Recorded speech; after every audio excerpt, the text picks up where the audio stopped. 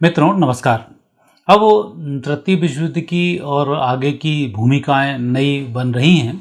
वो उन भूमिकाओं में अब स्थिति ये बन रही है कि अब मिडिल ईस्ट और यूरोप ये बच नहीं पाएंगे। इनके पास अब बहुत कम समय बचा है। वो चाहते हुए भी कितना भी ये सुधार कर लें, कितने भी अपनी दम मार लें, ये अपने आप को नहीं बचा पाएंगे, क्योंकि अब कुदरत जिस तरह से बदलाव ले रही है उस बदलाव में अब उम्मीद बिल्कुल ना करें कि ये आपको बचा पाएँ। और मैंने तो बहुत सारे वीडियो आपको पहले दिए भी हैं कि जो भारतीय विदेशों में रह रहे हैं इस उम्मीद से कि हम वहाँ जाके बड़े सुखी संपन्न और देवलोक में स्वर्ग में रह रहे हैं, वो कृपया करके वापस नरक में लौट आएँ। उसी में उनकी भलाई है, नहीं तो और भी नरक तुल्य कष्ट वहीं भोगने पड़ जाएंगे। ये स्थिति भी बनती है और समय सिर्फ 2 साल का आपके पास बचा हुआ है, तो ज़्यादा उम्मीद मत रखना कि हम विदेशों में बहुत सुख भोग लेंगे। चीन में और भारत में बहुत बड़ा अंतर है। चीन का जो व्यक्ति है विदेश जाता है तो विदेश से शिक्षा लेकर चीन को बढ़ाने के लिए जाता है, और भारत का जो गुलाम मानसिकता का व्यक्ति है जो विदेश जाता है तो वहाँ जाकर बसने के लिए जाता है और यहाँ वाले हिंदुओं पर गर्राता है। ये 2 बड़े अंतर हैं बेसिक इनमें। यहाँ का जो व्यक्ति जब वहाँ पहुँचेगा तो आपको ही आंखें दिखाना शुरू कर देगा, मैं बहुत बड़ा व्यक्ति हो गया हूँ, नेकर पहनना शुरू कर दिए हैं, हमारी महिलाओं ने कम कपड़े पहनना शुरू कर दिए, उस पर बड़ा गर्व करता है, बाल कटाने शुरू कर दिए हैं। तो ये जो सब बातें हैं अब ये सब बदलने वाली हैं। चीन की स्थिति है, चीन जब भी कोई काम करता है, जब भी कोई रिसर्च करता है, तो वहाँ का कितना इंटेलिजेंट व्यक्ति हो, एक समय के बाद वो चीन आकर चीन में उस प्रकार के कामों को करना शुरू करता है। तो चीन की तरक्की भी आप देख रहे होंगे। और भारत में चूंकि भगवान रक्षक है इसलिए भारत की तरक्की कोई नहीं रोक पा रहा है। अन्यथा भारतीयों ने तो विदेश में जाके गुलामी कर करके उनकी, आप विदेश बस गए इसका मतलब ये नहीं कि यहाँ वालों को तो आप हेकड़ी बता दोगे कि मैं करोड़ों कमा रहा हूँ, ये कमा रहा हूँ, लेकिन विदेशी तो आपको गुलाम ही मानते हैं कि आप उनकी गुलामी करने के लिए पहुँचे हो। तो बहुत बड़ा काम नहीं कर रहे हो, अब वापस आने की तैयारी कर लो, ज़्यादा बेहतर है।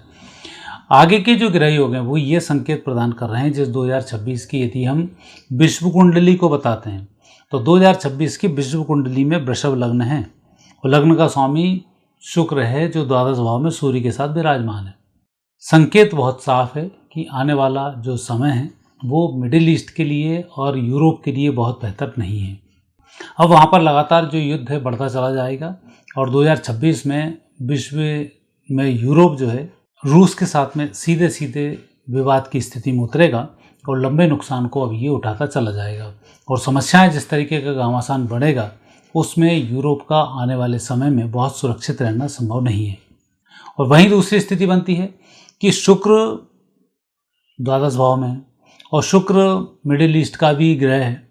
मिडिल ईस्ट का ग्रह शुक्राचार्य का है, शुक्राचार्य की माया है, अब सिमटती जा रही है। तो जितना शुक्राचार्य जी को इन 3-4 हज़ार साल में फैलाना था, विशेष रूप से पिछले 1500 वर्षों में जो शुक्राचार्य जी ने अपनी माया रची थी वो माया अब सिमट रही है, अब वो भी अब समाप्त होने वाली है। गुरु अतिचारी हैं, जब गुरु अतिचारी होते हैं तब शुक्राचार्य जी को अपनी माया को समेटना ही पड़ता है, अन्यथा आगे जनरेशन उत्पन्न करने के लायक शुक्राचार्य जी नहीं बचते हैं, शास्त्र का उल्लेख। और ये शुक्र के ही दोनों हैं, यूरोप और मिडिल ईस्ट दोनों शुक्राचार्य के द्वारा संचालित हैं और शुक्राचार्य जी ने ही इन दोनों की उत्पत्ति की है।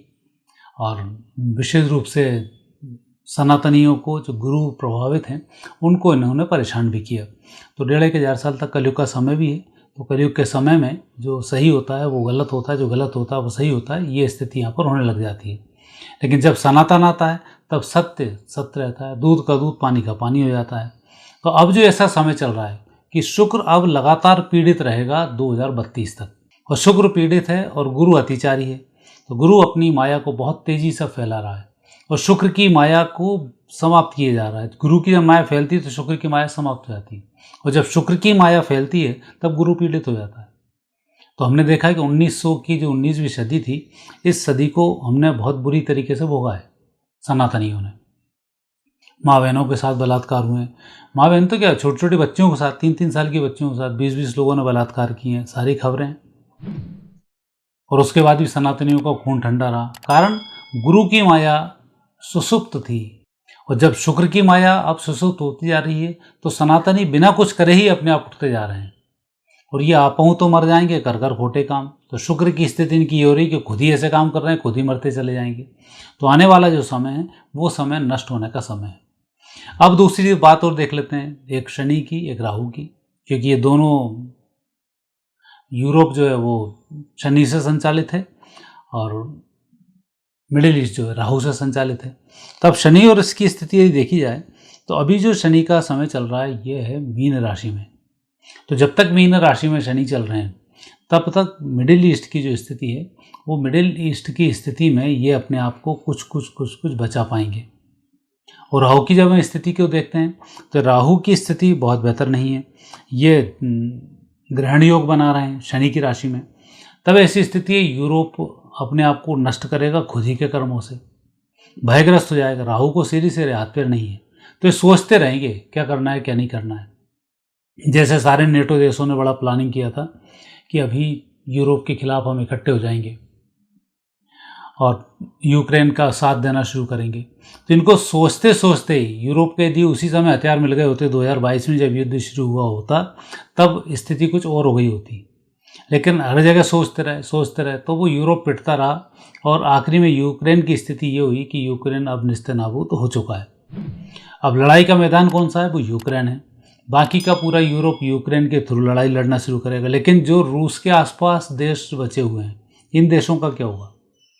ये देश भी अपनी अंतिम सांसें गिन रहे हैं। ये भी 4-5 साल के अंदर इनको भी शनि निस्तेनाबूद कर देगा।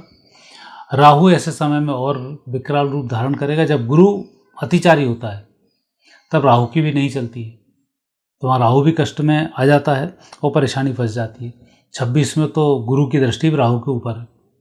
तो चाहते हुए भी यूरोप के लोग कुछ नहीं कर पाएंगे और हाथ पे हाथ रख के अपनी तबाही को ये देखते रहेंगे। और वही मिडिल ईस्ट की स्थिति ये बनती है कि मिडिल ईस्ट में शनि और राहु का जो सम्मिलित प्रभाव है ये प्रभाव आपस में ही लड़ा कर रखेगा।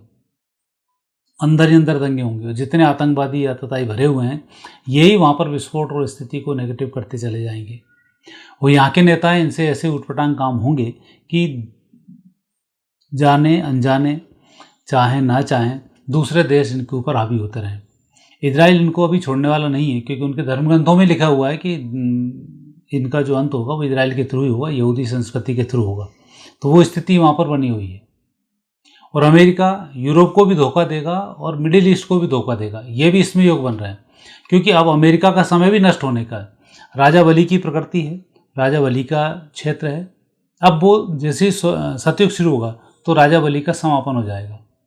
तो ऐसे समय में अभी तो लोग भविष्यवाणी कर रहे हैं कि भारत पाकिस्तान के 5 टुकड़े करा देगा, चीन के अपने आप टुकड़े हो जाएंगे।